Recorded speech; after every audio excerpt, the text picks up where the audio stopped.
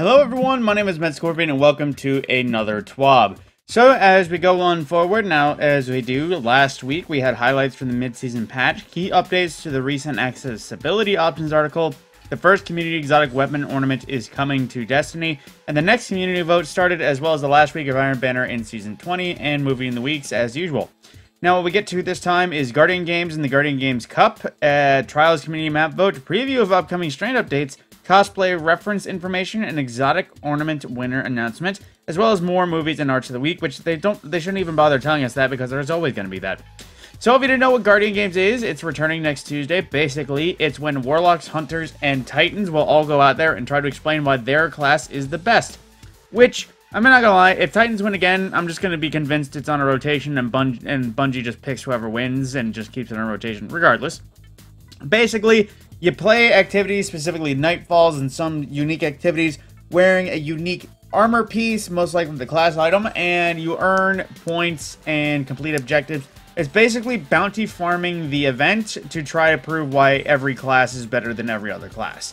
But aside from that, there is actually some decent weapons and apparently as well cosmetics available, which in this case is this one, which is a brand new Strand lightweight scout rifle, as well as the Title SMG, a void aggressive frame SMG that is coming back.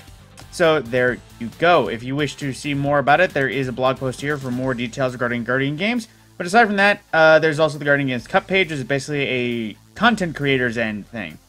Now, it is time for a Trials Community Map vote. On May 2nd, players that have emails selected for their account will pick between three maps. We have Rusted Lands, Convergence, and Disruption, or excuse me, Disjunction for the three maps for the map available this week in Trials, or either this week or next week's. But there you go. Now some changes to Strand. Now, on patch notes, it made it sound like when... but basically this is a lot of stuff to change grapple. But they did a lot of previous nerfing to grapple, but they're also changing other things. Now, for grapple specifically, they've reduced the base cooldown by almost 20 seconds. Then, as well, they reduced the minimum time between grapple activations from 22.5 seconds to 0.2 seconds, making it so you can more easily just grapple back to back. And in terms of the Strand Hunter, the Threaded Spike melee ability has increased damage versus PvE combats by 55%. They increased the travel range before returning to the player by 30%, so you don't throw out a blade and it just immediately returns just because it went far enough. Slightly reduced the speed of the dart on return to make catching it a little easier, increasing the energy gain for catching the dart based on how many number of enemies are hit, and it can now pierce through Cabal Phalanx shields, so a little bit of buffs in that. But on that same note still, grapple melee supercharge builds pretty much in the dirt, so yeah, I think Hunter's got the shaft, even if they can still infinite suspend as well as everyone else. But then, as well, for the artist reference collection, they released the previous reference collection, which include a bunch of variety of characters, in case you wish to cosplay. Well, this is actually the full article, but it's basically a list of a broad variety of characters for references, details, guide, viewing of anything, for anything that can be anything. It includes female and male varieties as well in terms of the Guardians. But in case anyone wished to actually cosplay anything, whether it be Guardians or other things, and I guess there's a Puka there for things. But yeah, basically, if you wanted to cosplay anything, here's references so you can see higher res details, any sort of things like that. So if you wish to go about it, there you go. Now, once things actually refresh and catch up, going all the way down. Nezarec, I genuinely want to see people doing Nezarec. Like, that is one I will actually want to see. But, you know. Then the community vote, surprise, surprise, Witherhoard has won. Again, Witherhoard gets another ornament. People continue to use Witherhoard all over the place. Yay. Nerf it again. Yay.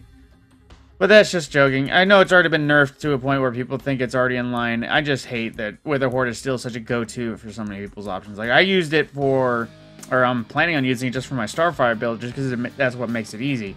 I literally use it nowhere else.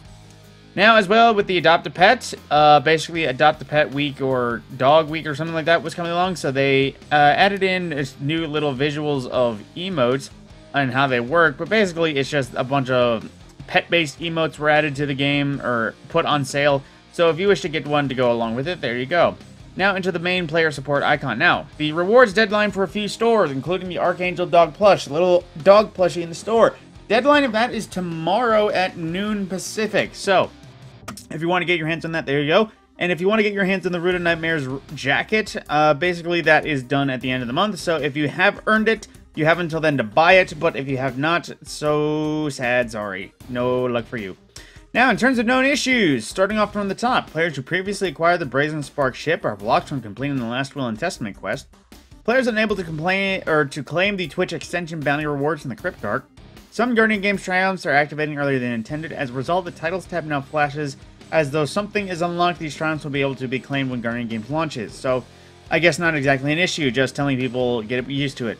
In the Lake of Shadows, Nightfall wiping in the final boss room and caused some enemies and champions in a previous room to respawn, blocking platinum rewards. That is an issue.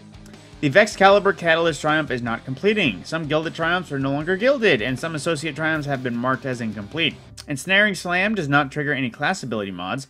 Masterworking that enhancing a weapon will make it appear as the player gets a plus 20 to the base stat, when in reality, players can only get plus 10 to the base stat. Using 3 copies of the same resist mod provides no difference than using just 2 copies. Some players report that Radiant no longer stuns barrier champions, and Fire Sprays no longer generated or may no longer be generated from grenade kills. So as usual, there is the full list of known issues article there. If anybody has any known issues they have come across but have not seen any reports, report them to the help forum yourselves. And on that note, then there is the usual movies and art of the week. If you wish to view anything here or give praise to the artist, the links are at the Bungie site if you wish to go see what they're doing there. On that, words. On that note, my name is Matt Scorpion, and I will see you in the next one.